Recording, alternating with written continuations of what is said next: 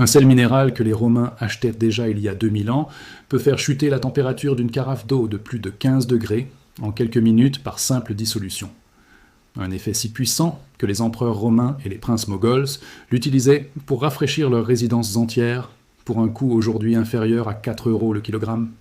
Ce sel s'appelle le salpêtre, le nitrate de potassium naturel, et il a disparu presque entièrement de la conscience collective française, alors qu'il a façonné l'histoire du confort thermique sur 3 continents. Pline l'Ancien décrit précisément cet usage dans son Histoire naturelle, rédigée en 77 après J.C., où il explique comment les Romains aisés dissolvèrent du salpêtre dans l'eau pour produire un froid sensible au toucher. Les princes de l'Empire moghol, en Inde du XVIe au XVIIIe siècle, utilisaient le salpêtre dissous dans l'eau pour fabriquer de la glace artificielle en plein désert du Rajasthan, documenté par des historiens spécialisés dans l'architecture moghole et les techniques de refroidissement précoloniales. Les apothicaires européens du XVIIe siècle, notamment en Italie et en France, utilisaient cette même dissolution endothermique pour refroidir le vin et les boissons lors des banquets royaux, une pratique décrite dans des traités de cuisine et de médecine de l'époque, conservés dans les collections de la Bibliothèque nationale de France. 3 civilisations, 3 continents, un seul principe chimique redécouvert indépendamment, la dissolution du salpêtre dans l'eau absorbe une quantité spectaculaire de chaleur ambiante. Et il existe une période précise où cette connaissance a commencé à disparaître de l'usage domestique courant. Au début du XXe siècle, quand l'industrie chimique a redirigé presque toute la production mondiale de salpêtre vers la fabrication d'explosifs et d'engrais agricoles, transformant un matériau de confort domestique accessible en une substance industrielle strictement contrôlée et progressivement oubliée du grand public. Commence par la Rome antique, parce que c'est là que la documentation écrite est la plus précise et la plus ancienne en Europe. Pline l'Ancien, dans le livre 31 de son Histoire naturelle, décrit comment les Romains fortunés dissolvèrent du salpêtre, qu'il appelle nitrum dans le texte latin original, dans des jarres d'eau pour produire un froid artificiel destiné à conserver le vin et rafraîchir les boissons lors des repas. Il précise que les contenants extérieurs se couvrent alors d'une condensation visible, signe que le processus absorbe activement la chaleur environnante. Les fouilles archéologiques de Pompéi, menées depuis 1748, ont révélé des niches murales spécifiquement conçues pour ces jarres de dissolution saline dans les villas des familles aisées, confirmant que cette pratique n'était pas anecdotique mais intégrée à l'architecture domestique romaine. Avance maintenant vers l'Inde moghole du XVIe au XVIIIe siècle. Les empereurs moghols, notamment durant le règne d'Akbar puis de ses successeurs, ont développé une technique précise de fabrication de glace artificielle dans le désert du Rajasthan et autour de Delhi, utilisant des bassins peu profonds remplis d'eau salpêtrée placés en plein air durant les nuits froides d'hiver. L'évaporation combinée à la dissolution du salpêtre abaissait suffisamment la température de l'eau pour qu'elle gèle partiellement, même sous un ciel clair sans gel naturel. Cette glace était ensuite stockée dans des structures souterraines appelées yakshal, ou fosses à glace, similaires à celles utilisées en Perse et redistribuées au palais durant les mois chauds. Des historiens de l'architecture moghole, notamment dans les travaux publiés par des chercheurs indiens spécialisés en histoire des techniques, documentent cette pratique comme une industrie organisée employant des centaines de travailleurs saisonniers. Traversons maintenant vers l'Europe du XVIIe siècle, en Italie puis en France.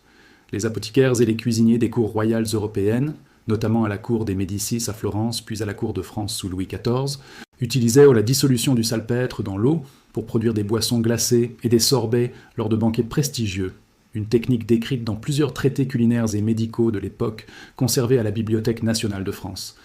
Le salpêtre était alors un produit commun, vendu par les apothicaires au même titre que d'autres sels médicinaux, avant que son usage principal ne bascule vers un tout autre domaine. Et enfin, revient vers l'Angleterre du XVIIIe siècle, où le chimiste écossais William Cullen a formellement démontré et documenté en 1756 l'effet de refroidissement par évaporation et dissolution saline, dans le cadre d'expériences scientifiques rigoureuses présentées à l'université de Glasgow, posant les bases théoriques modernes de ce que les civilisations précédentes pratiquaient déjà de manière empirique depuis des siècles. 4 civilisations,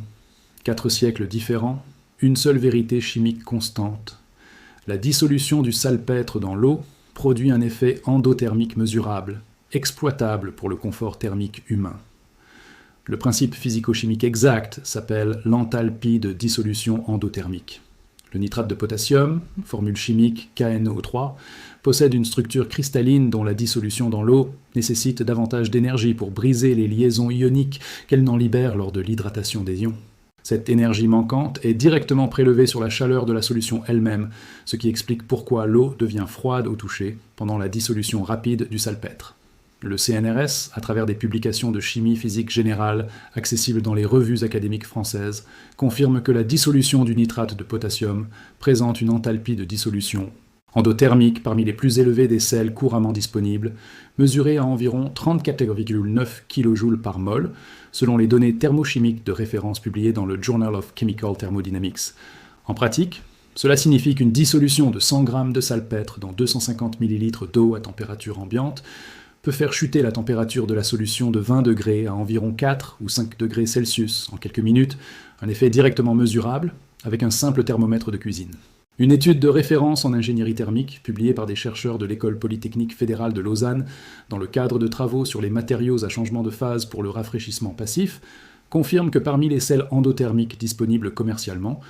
le nitrate de potassium et le nitrate d'ammonium présentent les effets de refroidissement les plus marqués par unité de masse dissoute, avec un potentiel d'application pour des systèmes de rafraîchissement d'appoint à très faible coût,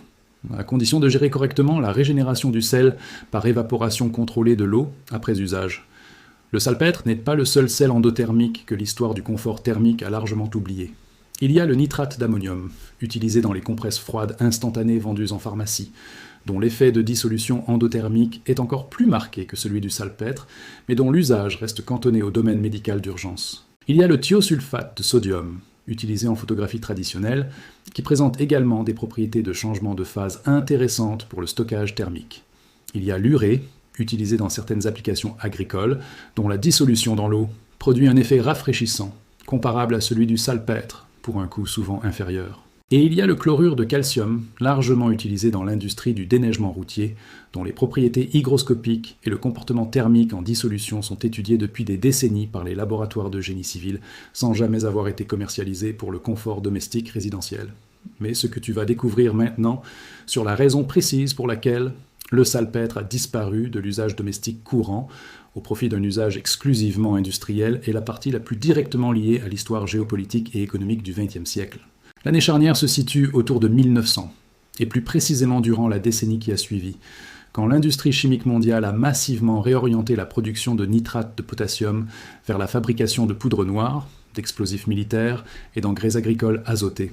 Le salpêtre, jusqu'alors un produit relativement accessible vendu par les apothicaires pour des usages domestiques variés, incluant le rafraîchissement,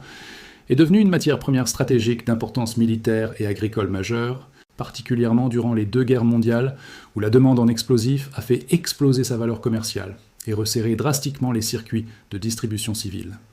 Cette réorientation industrielle a eu un effet secondaire durable. Le salpêtre a quasiment disparu des usages domestiques courants en Europe pendant plus d'un siècle,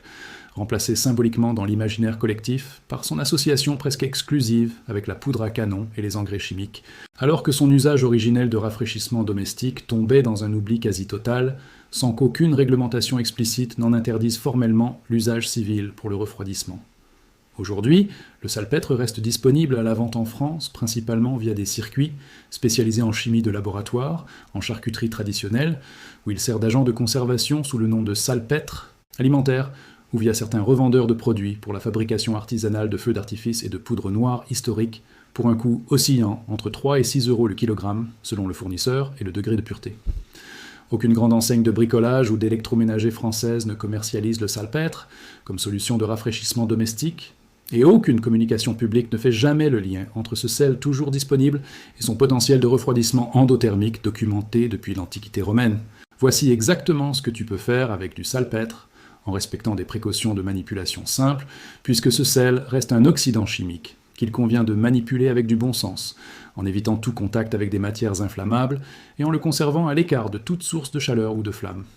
Tu peux acheter du salpêtre, nitrate de potassium pur à usage non alimentaire, auprès de fournisseurs spécialisés en produits chimiques de laboratoire en ligne, pour un coût entre 4 et 7 euros le kilogramme selon la pureté et la quantité commandée. Pour un usage de rafraîchissement ponctuel, tu dissous environ 150 à 200 grammes de salpêtre dans 500 ml d'eau froide dans un récipient en verre ou en plastique alimentaire, résistant, en remuant continuellement pendant 2 à 3 minutes. La solution devient rapidement froide au toucher, atteignant entre 2 et 6 degrés Celsius selon la concentration et la température initiale de l'eau, ce qui permet de placer cette solution dans un récipient fermé hermétiquement et de l'utiliser comme une compresse froide réutilisable ou de la faire circuler à travers un échangeur de chaleur artisanal, un simple tube de cuivre enroulé plongé dans la solution, pour rafraîchir l'air d'une petite pièce en combinant cet effet avec un ventilateur, selon le même principe physique que nos vidéos précédentes sur le sel et la zéolite. Le coût total pour équiper un système de rafraîchissement d'appoint avec 2 litres de solution salpêtrée se situe entre 15 et 25 € pour le salpêtre, plus le coût d'un récipient isotherme ou d'un tube de cuivre de récupération, généralement inférieur à 20 € supplémentaires. La solution peut être régénérée en faisant évaporer lentement l'excès d'eau à l'extérieur, le salpêtre cristallisé restant réutilisable indéfiniment, ce qui en fait un investissement durable, comparé aux compresses froides chimiques jetables vendues en pharmacie, dont le coût à l'usage répété dépasse rapidement celui d'un investissement initial en salpêtre brut. À Carcassonne, dans l'Aude, un retraité passionné de chimie amateur, prénommé Lucien, a documenté en 2022 sur un forum de loisirs scientifiques sa propre fabrication d'un système de rafraîchissement artisanal utilisant 300 grammes de salpêtre dissous dans une glacière isotherme remplie d'eau, à travers laquelle il faisait circuler de l'air à l'aide d'un petit ventilateur USB orienté vers l'ouverture du récipient. Il a mesuré une température de sortie d'air d'environ 16 degrés Celsius, alors que la température ambiante de son atelier atteignait 32 degrés cet été-là, un écart de 16 degrés qu'il a maintenu pendant près de 2 heures avant de devoir régénérer sa solution. Ce que tu viens d'apprendre repose sur un sel que les Romains utilisaient déjà pour rafraîchir leur vin il y a 2000 ans, que les empereurs moghols transformaient en glace dans le désert indien, et dont l'enthalpie de dissolution est documentée avec précision par la chimie physique moderne. Et pourtant, ce même sel a disparu de la conscience collective française au profit d'une association quasi exclusive avec les explosifs et les engrais. Cette disparition n'est pas le fruit d'un complot organisé par une seule entreprise, mais le résultat d'un siècle entier de réorientation industrielle qui a effacé un usage domestique millénaire au profit d'usages stratégiques plus lucratifs, laissant le grand public ignorant d'une solution de rafraîchissement à moins de 25 €, toujours disponible aujourd'hui. Partage cette vidéo, pas pour nous faire plaisir, mais parce que la chimie qui rafraîchissait déjà le vin des empereurs romains est toujours assise sur une étagère de fournisseurs chimiques, attendant que quelqu'un se souvienne enfin de ce qu'elle sait faire depuis 2000 ans.